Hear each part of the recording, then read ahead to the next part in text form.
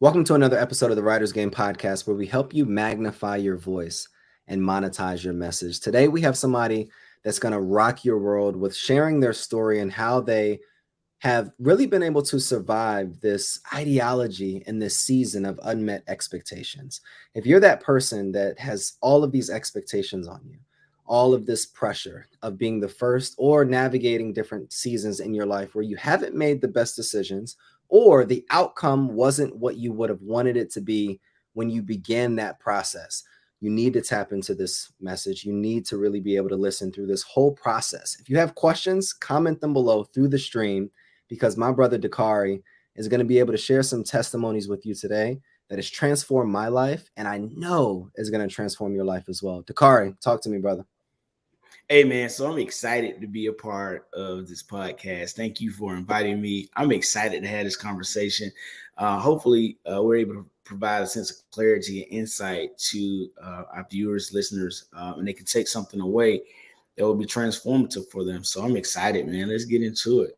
Let's get to it. And it's interesting when you're podcasting with somebody that you know, because we was just on the phone having a conversation and we was like, you know what, let's get an episode rolling, because I think a lot of the conversations that we've been having lately have been so transformative for the both of us. Like, I've taken things back home and I'm having conversations with different people in my life on some of the insight that you've shared with me. And I think it's important for people, and if you're listening to this, it's important to have somebody that not only empowers you but challenges what you're currently doing, so that y'all can continue to enhance each other's life. If you just got a bunch of yes men around you, then that's not the right solution. So Dacari, I'm interested in continuing the conversation that we were having earlier, asking you some questions, you asking me some questions, and then just being able to create an experience for an audience. So the first question that I want to know with you is, what story best defines how you got to the position that you're in today? You know what? It will probably be my bout with depression. So here it is. It's 2005, right? And I'm at the gym at Morehouse. So I went to Morehouse for undergrad, and I'm at the gym. And at this time, I have what you would call a next tail chirp, right? So the next tail chirp, and I keep getting these chirps, right? Back to back to back. And I'm like, yo, I'm in the gym. So like, who's calling me? So I go, and my friend, he's chirping me, and I'm dating myself in terms of age here. Uh, and he just keeps asking me questions about, what are you doing today? What are you doing tomorrow? What are you doing the next day? And I told him, I said, listen, I said, I will get back with you as soon as I leave the gym. Well, about 12 hours later, I woke up to a phone call from his mother that he had been killed. This was my best friend. 12 hours later, he had been killed. Guys came home. Left the skating rink. We would go to the skating rink in Atlanta every Sunday. So the movie ATL is a real reflection of the culture here. So we really went to Cascade skating rink, and I didn't go that day. I tell my little cousin, who's now getting ready to graduate high school, she saved my life because my first cousin had a daughter, and that daughter came over to my grandparents' house as I was leaving to go to the skating rink. Wow. And I said, you know what? I'm gonna stop and I'm gonna play with you for a minute. And Ayana doesn't know that she really saved my life because I was headed to the skating rink, and he passed at his home. And where I would park at is the same place where they attempted, well, not even attempted, they robbed and killed him. And that began my journey, but I didn't know. So from 2005 until 2008, I go to grad school, and I'm sharing this story with one of my professors at Vanderbilt. And she says, I think you should go see a therapist. The first thing I say, look, Black people don't go to therapy. We just pray about it, right?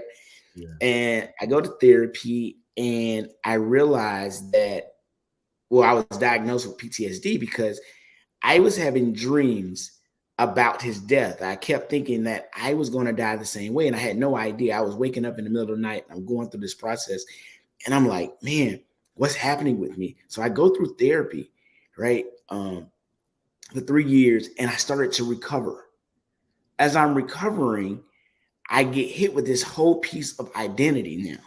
Like, who am I now? Right? What am I doing with my life now? And that began to spiral. So I woke up one day and no longer knew who I was, because I had been operating. Once I graduated from divinity school, I started working for this major church in Nashville, and I'm on, right? Every time you see me, I'm on.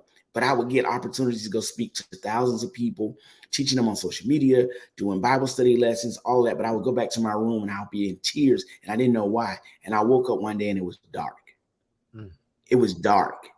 And I remember from 2014 into 2017, I was in such a dark place that by 2016, actually March 6th or 7th, I try not to remember it, was the day I attempted to kill myself, because I had enough. I was done. I had enough. And everybody said, wait a minute, man, you're married, you had the wife, the child, the nice crib, you had everything that everybody probably had prayed for. And I realized then, Cal, that I no longer wanted to be here. I couldn't take this idea of not knowing why I'm here anymore. So I said, I'll take it for myself. That is so much to unpack, right? And anybody listening right now, if you are in a experience or in a circumstance where you are ready to give up, keep fighting, because the world needs who you are called to be. And I'm glad that you were able to move forward from that and didn't end up continuing to move forward with that, because the world needs you. And the world needs what you have and what you've experienced and the person that you are, and your children need you, and your current wife needs you, and all of these different communities need who you are right now. And I think a lot of times we are so filled with the noise of the world that we sometimes forget what we have to offer to the actual world. So anybody listening right now, remember what you have to offer to the world. Remember who you are, and remember what the purpose and the intention that God had for you when he created you, and that he didn't put you through something that you couldn't carry, as long as you continue to have people in your life that can continue to guide you forward. So with all of what you've experienced, and I know it's sometimes a challenge kind of reliving these moments and communicating them publicly, and all that you've experienced, what was the moment in your life where you were like, enough is enough? I need to either start sharing my story, or I need to do better so that I can continue to heal from these different traumatic experiences? You know, there was a moment, and in part, and I'll share this. Of course, I wrote a book about this experience. It's called The Depressed Millennial Surviving Unmet Expectations. And in the book, I talk about all the things that I was doing to cope. And one of them was I was drinking heavy. I was taking pills, and I joke now about it, but I remember I was getting Percocets and Lortabs, right? And then all of a sudden Future drops his song, Molly Percocets, right? And then the price of Percocets, they went up, right? Yeah. I was like, I was getting like $8 to $10 a pill, right? Now they at $18 to $22 a pill. And so I started feeding this habit. Like, no lie, I was literally taking the pills and washing them down with bourbon, hoping that my heart stops. Because I'm gonna tell you, the Bible says a hope deferred makes the heart sick. A hope deferred, and my heart was hurting, right? My heart was sick, right? And so there was this one moment. I'm sitting in the kitchen of my old home, and my ex-wife and my then 1-year-old walks in, and Kyle, I'm balled up in the fetal position on the floor, crying. I am crying, and I watch this little boy who's 1. He walks up to me and he touches my face. He wipes my tear and he says, "Daddy, what's wrong?" Very clear. He's 1. Wow. Hadn't really been able to say a lot, but I understood him. He said, "Daddy, what's wrong?" And he wiped my face and said, "Daddy, don't cry." And I remember, I said, this will be the last day my son sees me like this. This will be the last day the world experienced this Dacari. I literally stopped that day. I got up because I realized I'm supposed to cover him, not Mm, him covering me. The exactly. roles had reversed, and I no longer wanted that. Dacari, that's powerful. It reminds me of a similar moment in my life where it was 5 years ago, and I was just transitioning to Charlotte, and I was living with my 1-year-old son. Well, he was 2 at the time, um, and we were on an air mattress in my friend's additional bedroom of his apartment, and we were on an air mattress with a hole in it. And we didn't have the money to buy sheets, but I had this blanket, this purple blanket that I've had since I was a kid, had like a hole in it, but it was my favorite blanket at the time. And I remember he was sleeping on the air mattress because we didn't have any money when we transitioned to get furniture and all of the things that you see in here today. Um, but I was on my phone and I looked to the left and I was looking at him and he was sound asleep on a holy air mattress. And I was like, enough is enough, because to the community, I'm speaking at schools. I have this book. I have all these different things going on to the world, but my son Right. is sleeping on an air mattress at home with a hole in it. And it's so similar, and there's so many similarities with your story because enough was enough. But I'm interested though, what was the first step that you took? Like, share with somebody that is ready to start saying that enough is enough. They've heard your story right now and they're like, enough is enough. What was the first step that you took to start transforming your life into the man that you've become today? Well, I debunked this idea that I could pray about it, right? Prayer was Mm, very important, but I had been to every altar call. And if you know anything about the African American churches, we have altar calls. We're at the altar. I had been to every altar call. I had high fived my neighbor. I had shook their hands like I right, was going to shake them off, right? I had done right. all the things we do, but it didn't stop me from going home broken. So I had Mm, to take the step to really seek therapy. And so I told you now, I've already had done therapy to kind of recover from my best friend, but this therapy was different. I started doing emotional focus therapy, hmm. where, and I think you and I talked about this Yeah. a few weeks ago. And what I was saying was this therapy, like, for example, they really get to the root of what's happening. Like one day I remember going into the office and um, she said, "What's wrong with you today?" I said, "Oh man, I'm really hot." She was like, "Why are you hot?" I said, "Well, it's sunny outside. I'm really hot." I'm just really aggravated and annoyed. She said, "Well, what happened?" I said, "Well, I was driving and this guy cut me off, you know." And she was like, that bothers you. It really bothered me. I don't understand why he would cut me off in traffic like that, just hiding. Da, da, da. By the time we finished talking, I wasn't upset that he cut me off. I was upset that I had been cut off by most people in my life. Woo! There it is. Yeah. There Right. it is. Right. And I realized I had to start doing the work. I'm like, hey, I was a victim, right? I was always blaming people for the things I thought they had done to me. I was the Mm, person that was saying, this person did this to me. This person did this. I'm like, when you go back, hey, the guy had his blinker on. He really didn't cut you off, but you were just annoyed at the fact that you've been experiencing people that you trusted. There's somebody you didn't even trust and you were upset. Imagine what you're really dealing with. There are people that I trusted that cut me off, that told me they would be there. They went, from my father to, mentors. So I was wrestling with all those things. And so once we started doing that work, uh, I began to I started to journal too. So like that moment led me to journaling. And I think you and I talked about this too, really writing down things that bothered us. To this day, if there's something that's happening, I'll pull over even on the freeway. There's a note or a moment where I need to work through.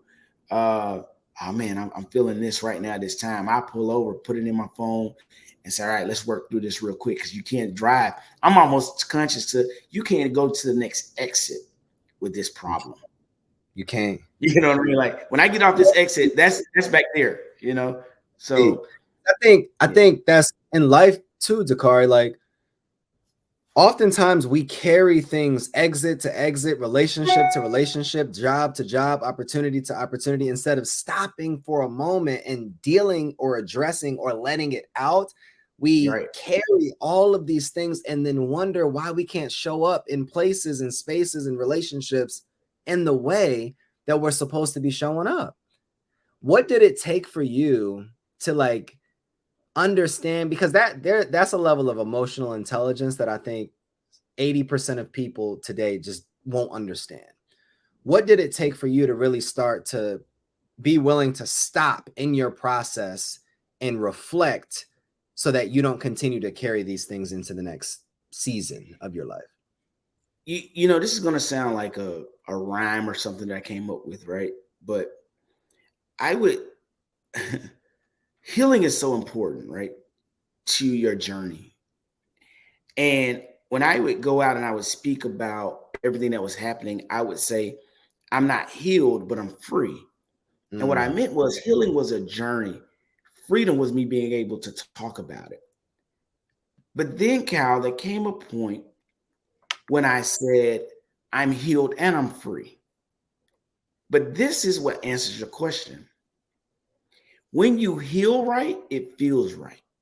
Oh, And I knew, yeah, when you heal right, it feels right. I knew if I really healed, I could present myself to the world as a better man for my family, as you just said, in relationships with you and others. I will be the best version of myself. So I know now, even when I talk to people, I know they hadn't done the work. I tell my wife now, which I'm so blessed that I got I don't even say a second chance, I got a better chance, right? To do this the right way. And because of that, I tell her, I said, the reason why I'm able to forgive, the reason why I'm able to love and continue to support people, even if they harmed me, is because I did the work. I really healed. That's good. That's good. When you talk about healing, though, you recognized on your book tour that you're talking about mental health. You're talking about all of these different things that you experienced. But you had to step away from the book tour because you recognized something about your journey that you were on that continued to open up things. So walk us through this process of first going on your tour, because you were on tour for years talking about mental health in your book, but then talk to us about the transition, why you stepped away from the tour, and then what preceded that to get you to this place where you're now working on book number 2 and getting ready to reshare your journey. Yeah, I think one, it was a fascinating time, right? I started talking about mental health when it wasn't, I wouldn't say popular, right? It was just now becoming a thing where people started sharing. I remember Kevin Love with the Cleveland Cavaliers had to take a moment away from the team, and people didn't know what was going on, and he started sharing his story. And it was right around the time where I said, you know what, I'm going to share my story. And so I had an opportunity, you know, to go on this amazing tour from Tennessee State. I did something at Morehouse. I did Fisk University. I was a few schools in East Tennessee, and so I had opportunity to go around the country and share my story. And what I saw there were people that they didn't know they were locked up. They didn't know that they were harboring things and trauma. And so by me being able to speak about it freely, I saw that it opened up a door of unrelenting freedom for others. Even if it was one person that would come up to me and say, thank you, I now know how I need to move. Thank you. And I would send people resources. I was so open that I didn't care if you had my number. I didn't care if you had my Instagram. I was like, hey, send me a message. I want to help you. And here's the challenge, though. This is where I started to pivot. People started using me as a therapist. And I had to start sharing with them that I'm not a therapist. And I would take on their burdens, right? I would go home and come back and I would say, man, I can't believe this guy or this young lady is going through this. And so I'm walking around still working through mine, but I was taking on theirs. And it started bringing me to this dark place again, where not only am I sharing my story, I'm hearing theirs in the back of my mind too, saying, I don't know if I can help them. And so I brought more pressure on myself. So I said, I have to step away. It was hard because I'm like, people were like, hey, I need you to come sit on this panel. I need you to come talk. I can't do it. I said, I can't talk about being healed and having a journey as it relates to my mental health. And here I am struggling, and I'm not stepping away to take care of myself. And so I had to just pause. That takes so much, again, emotional awareness, because, and even in my journey, I think that there's been so many signs where my car needs to be serviced in my life, and I hadn't serviced the car. I didn't stop to pause the business. I didn't rearrange my schedule. I didn't slow down from my responsibilities. And what happened is that I ended up in a hospital 2 years ago, because I couldn't breathe and I felt like I was having a heart attack. And I would have these panic attacks and anxiety attacks because I didn't understand the triggers in my body telling me to just slow down, take a break, go on a walk, go on a run. Everything doesn't have to be attached to opportunity, and you don't have to be the person to save the world's problems.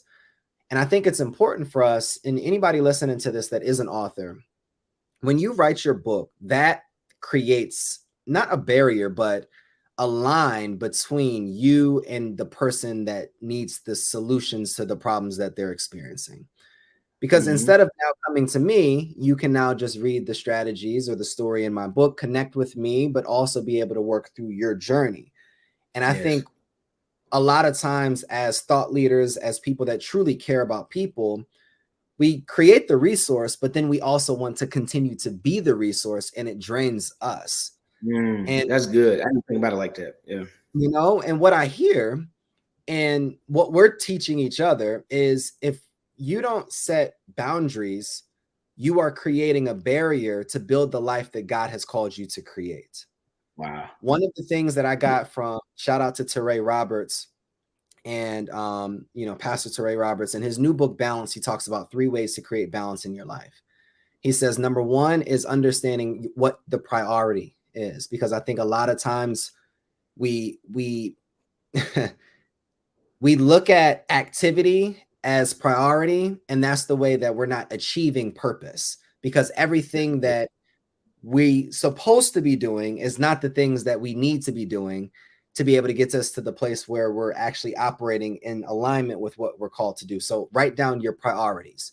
Number 2 is then, what is the things on your list that can wait? Like, I think oftentimes as high capacity people, we think everything needs to be done right now, today, this week. Like, it has to get all done. I have to clear my whole calendar this week and I got to focus, but that's not healthy. That's toxic productivity. And then number 3 is what can be delegated, right? Because we also believe that, I have the ability and the capacity to do all things, because I want this false feeling of that I'm important because I'm doing it, rather than being humble and allowing someone else to do it. Even if it's not done in the level that you would want to do it, done is better than perfect. So there's another book that I want us to read, and anybody listening, we'll put it in the chat. Who Not How is one of the most powerful books that I've read to date. And it talks about Who Not How by Dan Sullivan. And it talks about, a lot of times as people, it's not 80% of how we do things, it's 80% of who can help us. So if I am struggling with mental health, instead of me going and watching 120 YouTube series, spending $10,000 on therapy, and then going to read every single book in the library about mental health, I need to just call Dacari and ask him, hey, Dacari, I'm in this situation. How would you recommend that I get out of that situation? It's about who can help you, not how can I create the solution. So if we understand how to create balance, I want us to write down everything that we got to do, everything that's on our mind. Because a lot of times we carry things into the next exit, into the next season, because we don't really take time to write it all down. Once you get it all written down, I want you to highlight and put a P next to the things that are actually priority. Then I want you to highlight and put a W next to the things that can wait, and then schedule that out to next week. You don't even need to be focusing on it. And then the things that can be delegated, identify a who on your team, on your championship winning team, that can help you win your purpose, so that then you don't have to worry about it. So now that just created a way for you to turn 100 action items into 10. So now we're focusing on 10 items this week rather than 100. And now the other time we can create for journaling, spending time with family, taking care of our Yeah. health and wellness, all of those things. So I wanted to just give y'all that right now because it's important. When we think we have a lot to do, we really don't, because God has only given us a few things that we actually need to accomplish. Yeah. I love that you said that, because I mean, you helped me too a few weeks ago, and I've actually shared what you stated with me about, what are the 5 most important things in your life, right? Write them Yeah. down and kind of prioritize those, right? I've given that to my sister and a few others, right? To say, hey, do this project for yourself, like just really work through it. And what you just said, you've helped me kind of establish boundaries. There are a lot of things that I've been doing. I think I told you this too. In 2022, I decided, hey, you know what? I want to just jump out there and do a lot of business ventures, but I didn't have vision, right? I just had an idea, and I kind of shot myself in the foot. But what you've been able to do, and I hope the listeners heard you, really prioritize the things that matter, right? And I think you'll have a better life. And that's what I'm after now in this season. It's not more money, it's not more things, it's a better and healthier life. And Mm. if money is a part of that, right, then that will be. But I care about my family and my son, right? My wife being the best version of herself, my son showing up as the best version of himself, me doing the same. Then I can be an asset and not a liability or a cancer to anything else. It's powerful, bro. And, this is to challenge not just us as men, but any listener right here. If I was to audit your activity over the last 2 to 3 weeks, what does where you spent your time show about what you actually care about? Because I think that a lot of people show up and say, well, I'm an amazing father and I'm a devoted husband or wife and I am a productive entrepreneur. But you sat and spent, based upon time, you watched 18 hours of a Netflix originals over the last 2 weeks. If you counted up 18 hours because you watch 18 episodes, even if that's, 1.5 episodes a day over a 14-day period, right? That's 18 hours of episodes. But your kid was at school from 7 a.m. to 3 p.m. Then they went to after school for another 2 hours. So you picked them up at 5. They had to be asleep at 8 because they got to get up in the next morning. So that's technically only 3 times 5. That's 15 hours, 30 hours. So really, what is really important to you? And of the 3 hours, you were still working and you were complaining about them wanting to spend time with you because you wanted to be productive. Come on. What does your last 2 weeks show about how much you really care about your relationship? Did you actually intentionally schedule dates? What does your last 2 weeks show about how you care about yourself? Have you made time to study scripture? Have you made time to sit and reflect on yourself? Have you made time to go to the gym, walk, read, journal, whatever it is?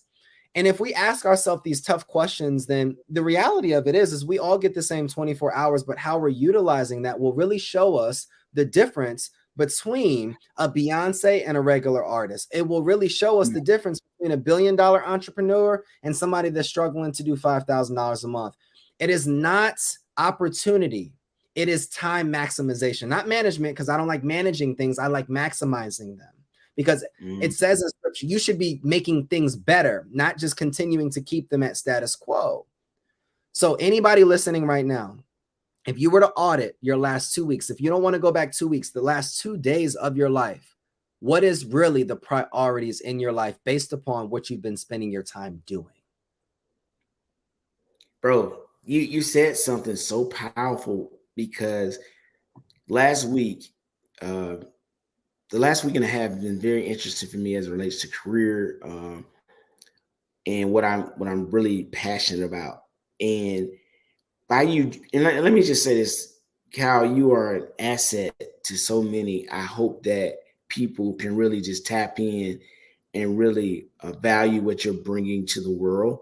Your voice is needed. You're necessary. So I want to tell you that, because what you gave me, 2.5, 3 weeks ago, it hit me in a deep place. Because when I did my priority list, I said my family was number one.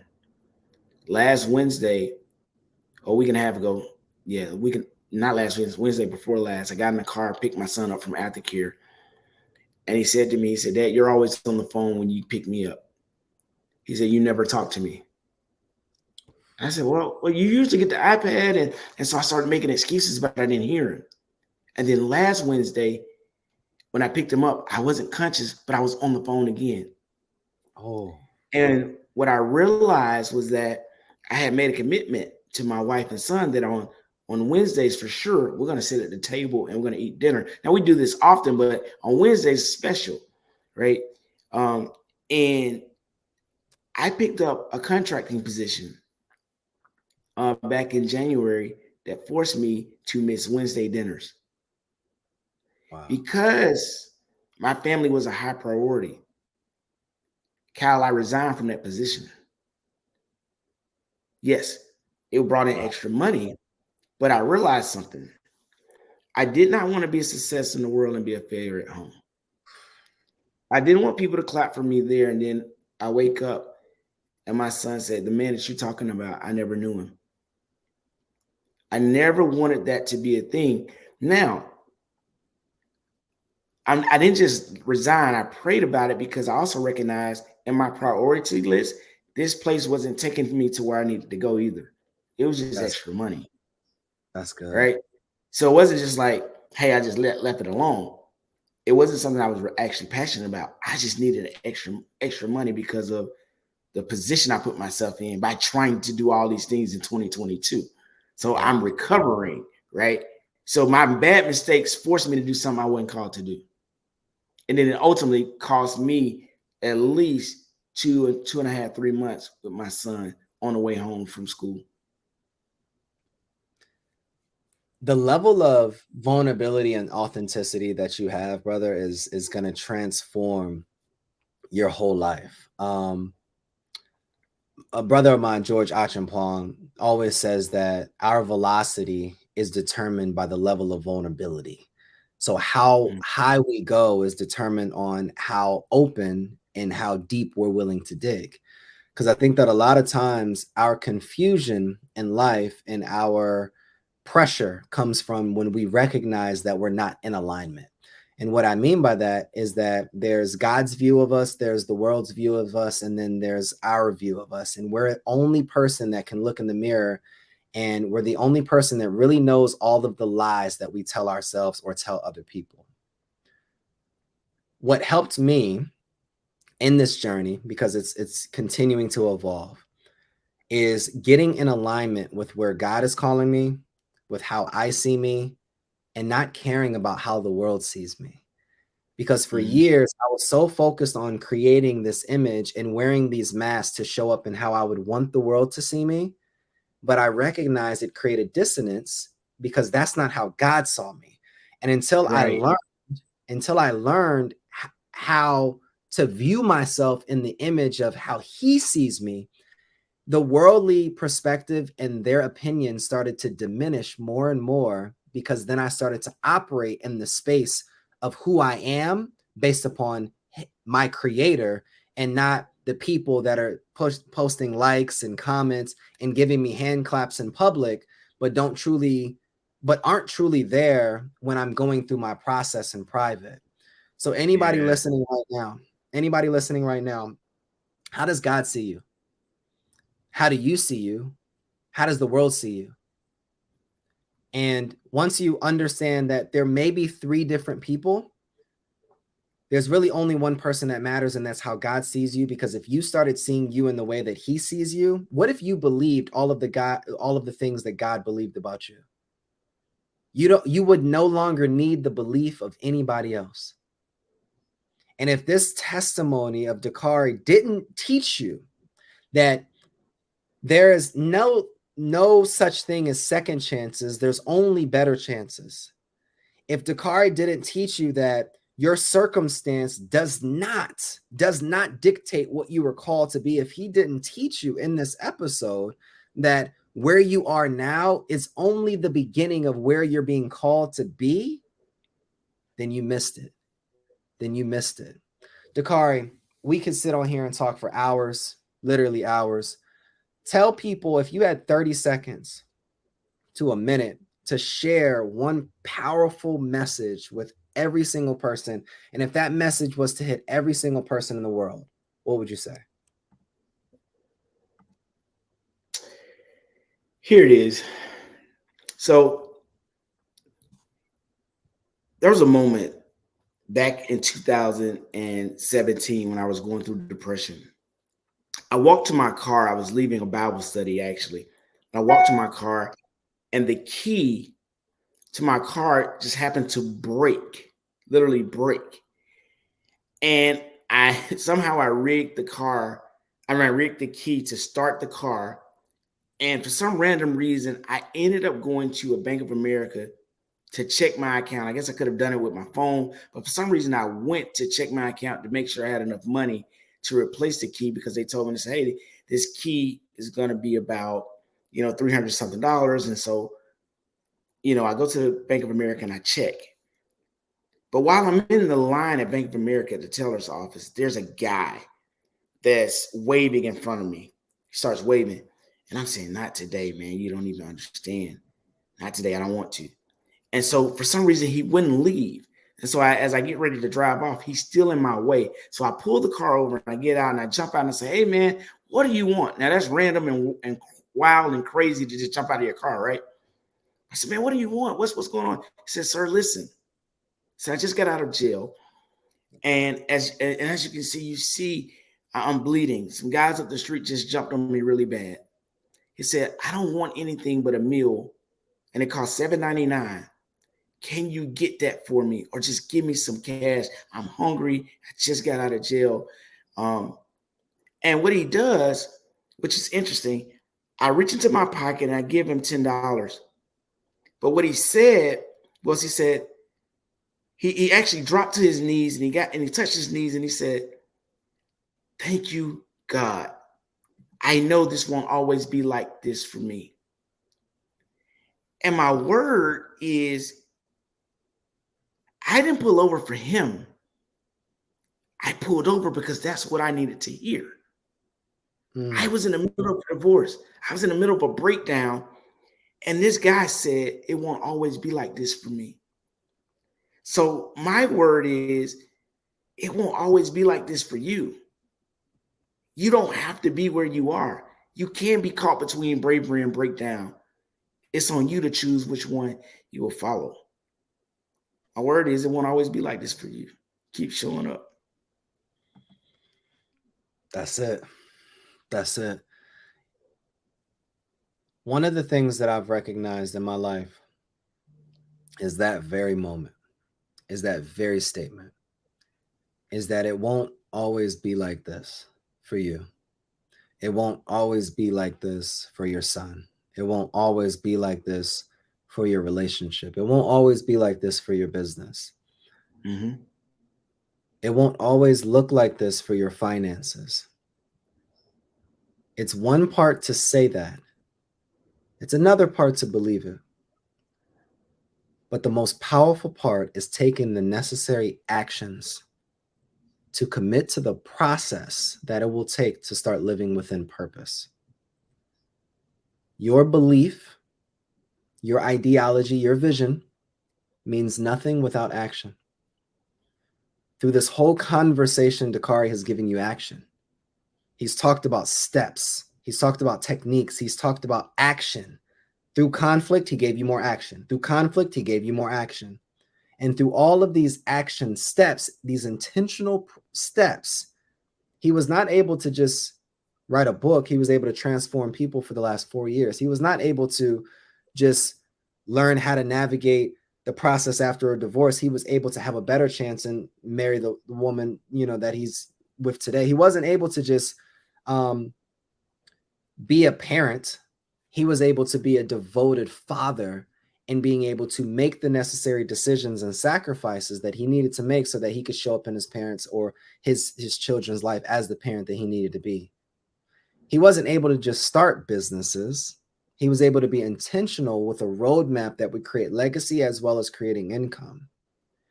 He's not just writing one book. He's now working on the second book to be able to continue the testimony that has transformed not only his life, but so many others' lives. but it started with action. It started with the belief, and it started with him understanding that it's not always going to be like this. Dacari, where can people find you? You can find me on Instagram at Dacari J, first name Dacari J. I'm on LinkedIn, Dacari Middlebrooks. I'm accessible. Hit me up. I'm on Twitter, Dacari J. I'm out here. So Dacari, we appreciate you so much, brother. And I know we have so many more conversations that we're going to have after this. Anybody still listening, I want you to like, I want you to subscribe to the channel. And I don't want you to just do that for me. I want you to also go and buy at least 3 to 4 copies of Dacari's book, The Depressed Millennial: Surviving Unmet Expectations. And after you do that, I want you to follow him, comment, and start promoting and affirming Dacari on his journey as well. Guys, we love you. We appreciate you. And we need you to continue to not show up for us, but to show up for yourself. You have heard another episode of the Writer's Game podcast, where we help you magnify your voice and monetize your message. And we'll see you guys next episode.